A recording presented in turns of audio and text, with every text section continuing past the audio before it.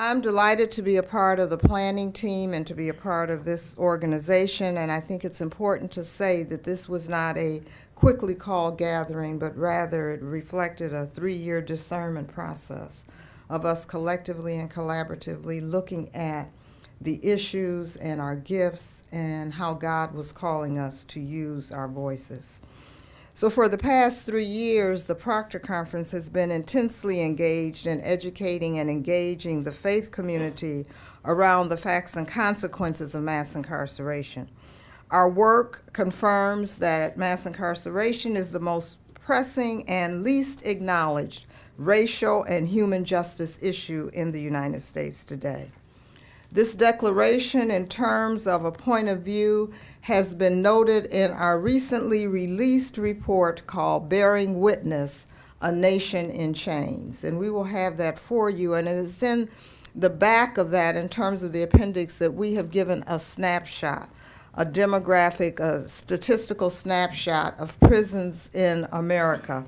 And just a few highlights. United States represents 5% of the world's population, yet 25% of the persons who are incarcerated in the world are incarcerated in our prisons. African American community represents about 13% of the U.S. population, yet over 50% of African Americans populate the prison population. We can go on, but what we decided to do was that we needed to go to the ground. And so we created a structure that would allow us to host 9 state justice commissions. And from those commissions, which we really envisioned and implemented as listening tours, we have accumulated some 69 hours of video and 2,600 pages of transcripted testimony of those who have been on the ground, either directly impacted by this prison industrial complex or those who have been working as advocates against it. And it is out of that context then that the title of our report emerged, Bearing Witness.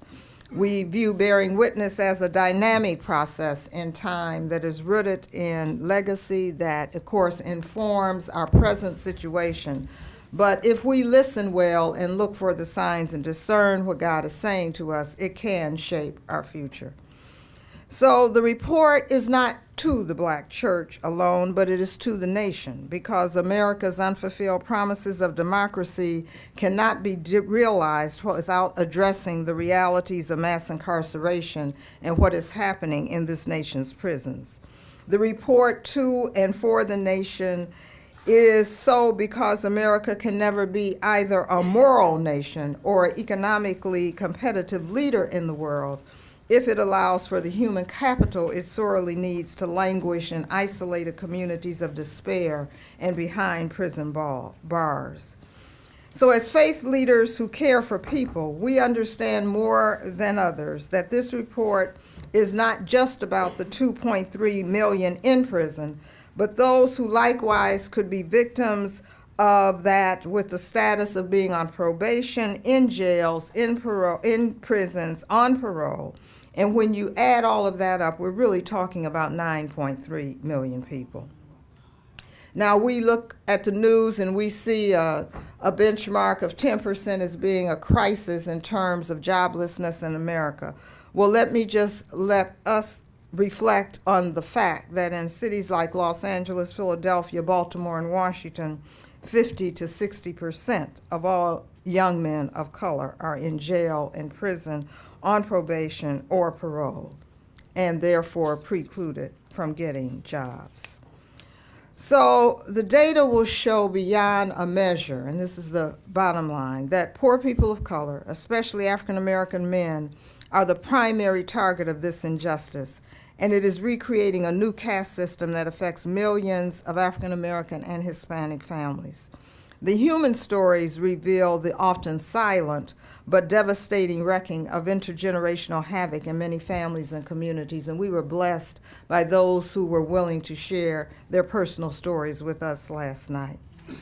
Now, many of us have indeed read Michelle Alexander's book, The New Jim Crow, Mass Incarceration in the Age of Colorblindness. And I've been blessed to work closely with Michelle as we have been able to chart our course of action as an organization around this issue. But there are a couple of points that Michelle makes that is often not talked about in terms of her work. And I just want to have her voice speak to this. She says, since the nation's founding, African Americans repeatedly have been controlled through institutions such as slavery and Jim Crow, which appear to die, but then are reborn in new form, tailored to the needs and constraints of the time. The fact that more than half of young black men in any large American city are currently under the control of the criminal justice system, saddled with criminal records, is not, as many argue, just a symptom of poverty or poor chances, but rather evidence of a new racial caste system at work. And I think that is the point that Reverend Braxton was bringing home. She goes on to talk about the root cause of mass incarceration is the failure of us as a nation to care, to extend care, compassion, and concern to poor people trapped in ghettos. And essentially, she says that we must therefore create a revolution of values. And so with these two bookends, we have approached our work and have also been guided by the work of the unsung hero, Reverend James Lawson, who is considered by many to have been the architect of the civil rights movement. And he argues that only by engaging in domestic issues and molding a domestic coalition for justice can we confront the issues of our land. And so, as I think our gathering exemplifies under the banner of IOI, the fact that we are indeed engaged in social justice coalition, and our charge this morning is to give that life, to give that legs, to give that flesh. I think that the Bearing Witness framework as a human rights framework that the Proctor Conference is offering up is one that I just want to dig a little deeper to share with you so you can see where we're going. So we're essentially doing two things. We are creating a brain trust which is going to further articulate what it means for us to embrace a human rights paradigm that is grounded in the UN Declaration of Human Rights, to address, to do an analysis of, and to begin to look for solutions around the consequences and the collateral damage of mass incarceration. The point here is that when you look at the impact in a silo of a lens that is often grounded in one discipline, and you ignore connecting the dots between the multiple ways and the multifaceted complexity of the consequences of this issue, you will miss the real point about what is happening. And so one of the things our report attempts to do is to do just that. The second thing is to see then that with that, if we can create models of addressing the issue, and we're calling these Bearing Witness activist circles, that are taking issues that are either grounded in public policy or grounded in issues, to suggest that we have got to look at this as a movement of human rights that takes us beyond mere policy reform. If we merely address policy reform, we're going to end up playing musical chairs, and a new system will be reinvented. So we have both a brain trust and we have a praxis center that is beginning to model what that looks like. In the interest of time, I'm going to take 3 more minutes. I have 1 more minute or 2 more minutes? 2 more minutes. I want us to have the courage to hear these words. You have to face the fact that the whole problem is really the blacks. The key is to devise a system that recognizes this while not appearing to. Those are the words of President Richard Nixon. Those were the words that launched the war on drugs. And I just recently returned from Tuskegee, where we honored the families of the Tuskegee study. And I was asked to talk about the intersection of mass incarceration and bioethics. And what we know is that still today, in the backdrop of privatization of prisons, some of the most horrendous experimentation is going on behind prison walls. That is a moral issue that we cannot afford to be silent about. My son came home somewhat shell-shocked the other day. Actually, he came to my office to bring this to me. This is a paper that's being sold for $1 in the Loop downtown. It's called Nabshot. You go through it page after page. It's nothing but pictures of African American and Hispanic men. On the back, the only evidence of a white person is a blonde woman, a blonde-haired woman, shooting and practicing at the shooting range. Now, why is this relevant?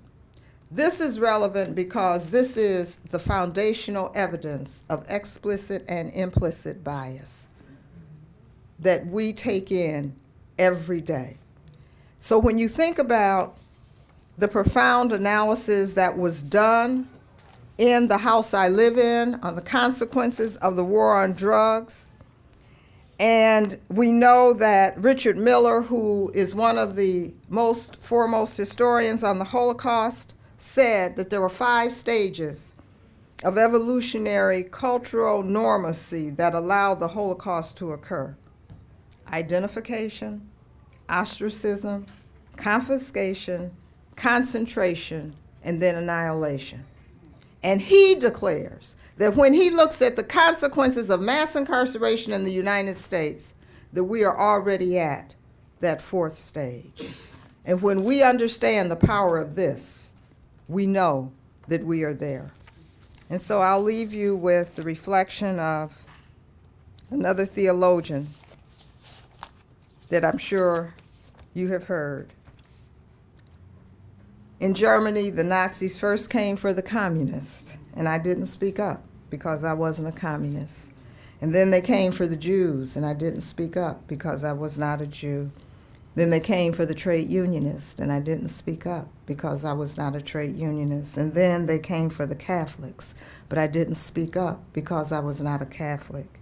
And then they came for the Protestants, but I didn't speak up because I was not a Protestant. But then they came for me. And by that time, there was no one else left to speak for me.